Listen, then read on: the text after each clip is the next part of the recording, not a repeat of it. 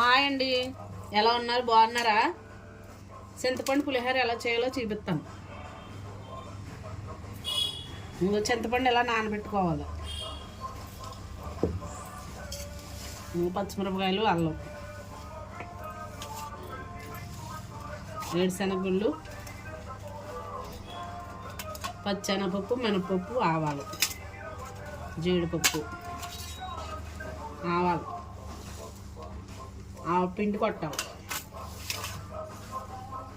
కరివేపాకు, ఉప్పు, పసుపు. ఏం చేయాలో ఒకసారి చూడండి. నానబెట్టేసుకుని మెత్తగా గుజ్జు తీసుకోవాలి.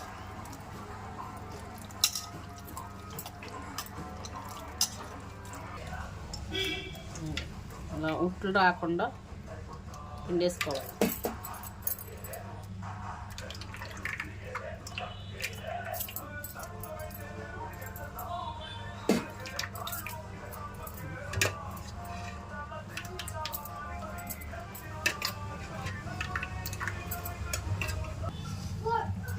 ఇలా గుజ్జులో మెత్తగా తీసేసుకోవాలి.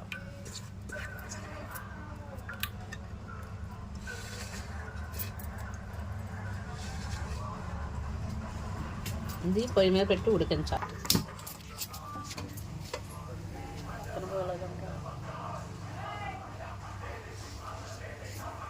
వెలిగించుకుని పొయ్యి మీద పెట్టుకోవాలి. అందులోనే పచ్చిమిరపకాయలు, అల్లం ముక్కలు వేసేసుకోవాలి. ఉప్పు, మనకు తగినంత పసుపు, కొంచెం కలర్ తగ్గట్టు అలా వేసేసుకుని అలా ఉడికించుకోవాలి. చూసారు ఎలా ఉడుకుతుందో? ఇలాగా ఉడుకుతుంది.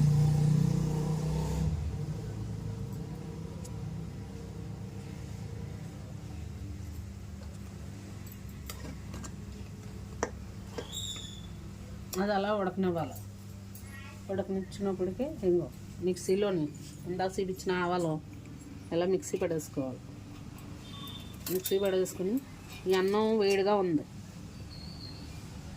అన్నం వేడిగా వండేసుకుని అలా పక్కన పెట్టుకోవాలి. ఈ వేడి అన్నంలోనే ఆపండి కొంచెం టేస్ట్కి అనమాట.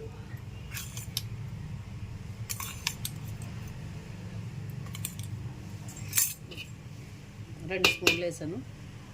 వేడి అన్నంలో ఇలా మగ్గనివ్వాలి.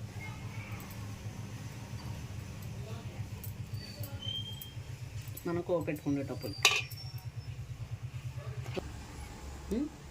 ఆ పిండి ఇలాగా అన్నంలో, వేడి అన్నంలో ఇలా కప్పెట్టేయాలి. అప్పుడు పక్క పొయ్యి మీద మళ్ళీ ఇది చింతపండు ఇలా మగ్గిరాగా పొయ్యి వెలిగించుకుని బ్యాండి పెట్టుకుని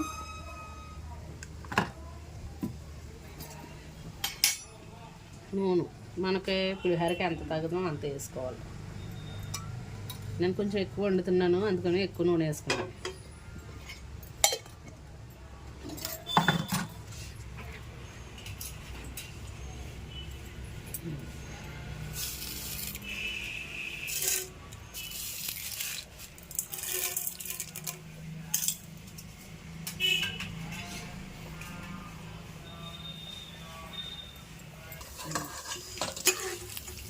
పోపులు వేసుకున్నాను ఫస్ట్, తర్వాత వేరుశనగలు. పప్పులు ఎక్కువ తినే వాళ్ళు అయితే ఎక్కువ వేసుకోవచ్చు, కొంచెం తక్కువ తినే వాళ్ళు అయితే తక్కువ వేసుకోవచ్చు. ఈలోగా చింతపండు ఇలా చూడండి ఎలా మరుగుతుంది. గుజ్జు, చింతపండు గుజ్జు. ఇందులో కొంత చిన్న బెల్లం ముక్క. మీకు బెల్లం ముక్క లేకపోతే కొంచెం స్పూన్ పంచదార కూడా వేసుకోవచ్చు.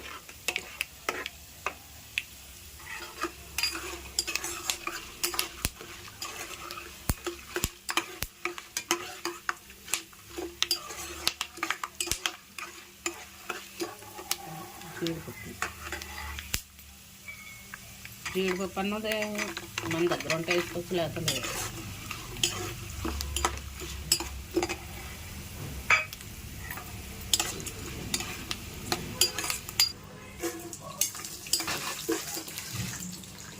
చూడండి అలాగా దోరగా వేగిన తర్వాత కరివేపాకు,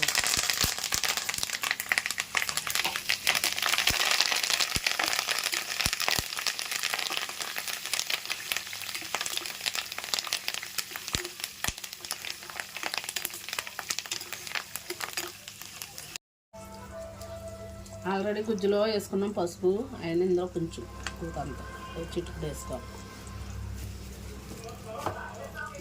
అది సరిపోద్ది.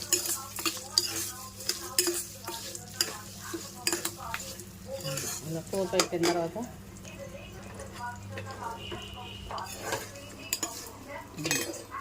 ఆల్రెడీ అన్నం మనం ఇలా కప్పెట్టి ఉంచాం కాబట్టి మెంతిపిండి,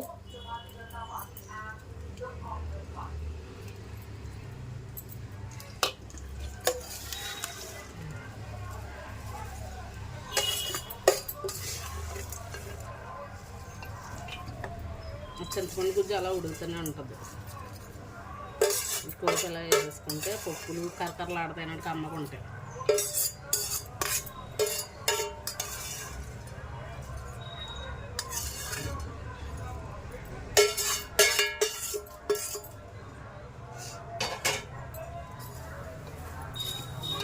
ఇలా చల్లగారు నచ్చేలోగా చింతపండు ఉడికేలోగా చల్లగారుతుంది.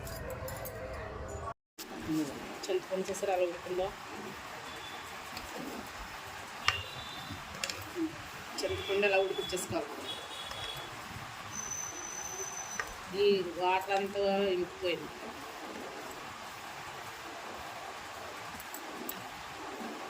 అన్నీ ఇందులోనే వేసేస్తాం కాబట్టి అన్నీ చింతపండు ఉప్పు అన్నీ వీటికి బట్టి ఈ తినేటప్పుడు కూడా చాలా టేస్టీగా ఉంటాయి.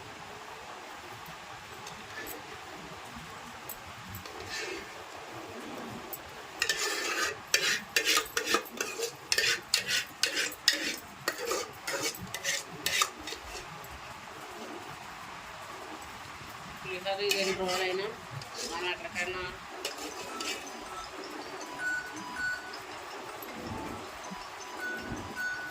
దూరంగా ప్రయాణాలు అవి చేసేటప్పుడు దూరం కింద ఇలా పులిహోర చేసేసుకుని పట్టుకెళ్తే 2 రోజులన్నా నిల్వ ఉంటుంది.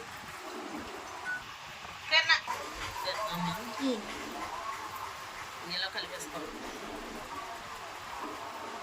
చూసారా, కలుపుతుంటే వాసనకే తినేయాలనిపిస్తుంది.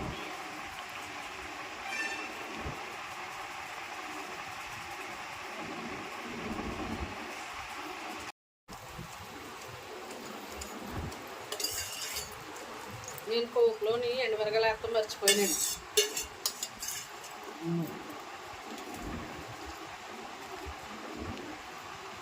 ఇప్పుడు వేస్తున్నానంటే ఎండుమిరగాయ ముందు మర్చిపోయి.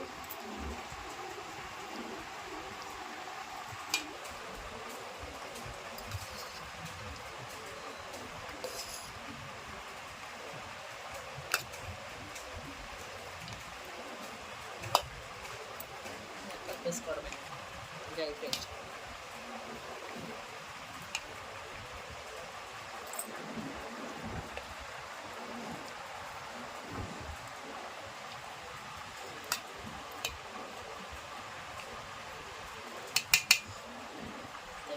ఒకసారి ఇలా ట్రై చేసి చూడండి, చాలా బాగుంటుంది, చాలా టేస్టీగా ఉంటుంది. చిన్నపిల్లలు కూడా చాలా ఇష్టంగా తింటారు ఇది.